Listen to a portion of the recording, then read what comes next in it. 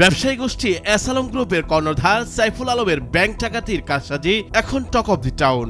শেখ হাসিনার আমলে বিশেষ সুবিধা পেয়ে বনে গেছেন কোটিপতি। হাজার কোটি টাকা হাতিয়ে এখন তিনি দেশের বাইরে। এবার তার এক গৃহকর্মীর নামে মিলছে কোটি টাকা। এই গৃহকর্মীর নাম মর্জিনা আক্তার।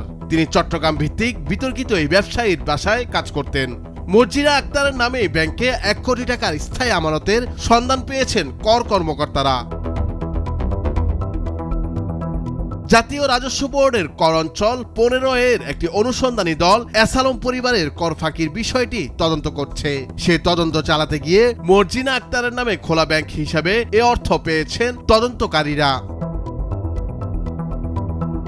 কর্মকর্তাদের সূত্রে জানা গেছে, চট্টগ্রাম শহরে ইসলামী ব্যাংকের একটি শাখায় 22টি স্থায়ী আমানতের মাধ্যমে 1 কোটি টাকা গচ্ছিত রেখেছেন গৃহকর্মী মর্জিনা আক্তার। এসব স্থায়ী আমানত খোলা হয়েছে চলতি বছরের 4 ফেব্রুয়ারি।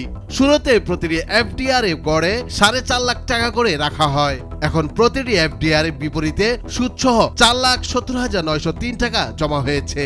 সেই হিসেবে ইসলামী ব্যাংকে মর্জিনা আক্তারের 22টি এফডিআর এ জমা আছে 1,03,59,866 টাকা। একজন গৃহকর্মীর ব্যাংক হিসাবে 1 কোটি টাকার বেশি জমা থাকায় বিস্মিত কর কর্মকর্তারা। তারা এই অর্থ জব্দ করার প্রক্রিয়া ইতিমধ্যে শুরু করেছেন। কর কর্মকর্তাদের ধারণা, এই টাকা মর্জিনা আক্তারের নাও হতে পারে। সম্ভবত তার নামে হিসাব খুলে টাকা রাখা হয়েছে। এছাড়া চট্টগ্রাম শহরের প্রবর্তক মোড়ে অবস্থিত ফার্স্ট সিকিউরিটি ইসলামী ব্যাংকের একটি শাখায় মর্জিনা আক্তারের আরেকটি ব্যাংক হিসাবের সন্ধান মিলেছে। হিসাবটি 2012 সালের জানুয়ারি মাসে খোলা হয়। গত 27 আগস্ট পর্যন্ত 12 বছরে এই হিসাবে 1,84,00,000 টাকা লেনদেন হয়েছে বলে নথিপত্রে দেখা গেছে। বিভিন্ন সময় ওই হিসাবে টাকা জমা ও উত্তোলন করা হয়েছে। বর্তমানে ওই হিসাবে উত্তোলনযোগ্য অর্থ নেই বলে কর্মকর্তারা জানিয়েছেন।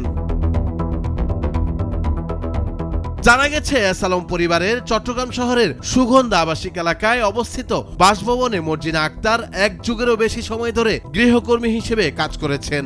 তার জাতীয়পত্র ব্যবহার করে 2 ব্যাংকে হিসাবগুলো খোলা হয়। ফার্স্ট সিকিউরিটি ইসলামী ব্যাংকের নথিপত্রে মর্জিনা আক্তারের একটি মুঠোফোন নম্বর দেওয়া হয়েছে। 2 ব্যাংকে তার হিসাবে বড় অঙ্কের অর্থ লেনদেন ও আমানতের বিষয়ে জানতে সে নম্বরে একাধিকবার কল দেওয়া হয়, কিন্তু প্রতিবারই মুঠোফোন বন্ধ পাওয়া যায়। নুরুল আফসার, নিউজ ডেস্ক, ভোরের কাগজ।